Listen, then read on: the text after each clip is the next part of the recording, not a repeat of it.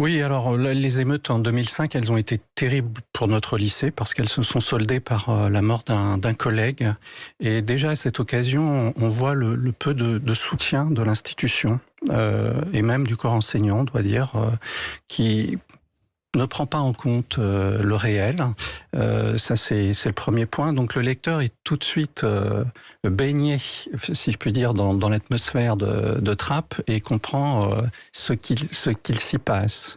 Dans mon livre, je fais référence notamment à un prédicateur salafiste aujourd'hui qui, au moment de ces émeutes, était un jeune de gauche qui réclamait plus d'argent pour les siens.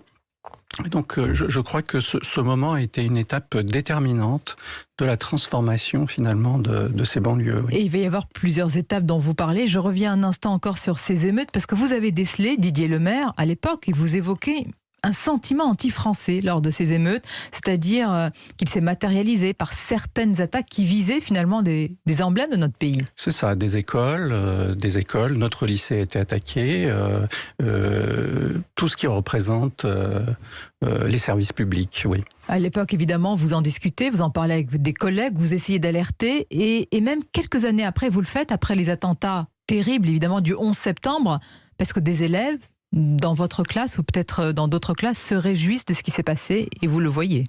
Oui, alors pour ce qui est du 11 septembre, c'est encore... il y a très peu d'élèves qui soutiennent, mais ils se manifestent.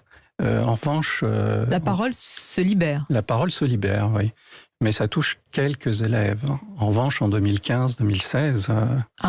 quand il y a les départs des djihadistes en Syrie, c'est bien ça? Oui, là, ce sont des classes entières qui manifestement... Des classes entières? Des classes entières. Enfin, en tout cas, moi, j'ai eu une classe qui n'a pas manifesté le moindre soutien pour les victimes de Charlie Hebdo, oui.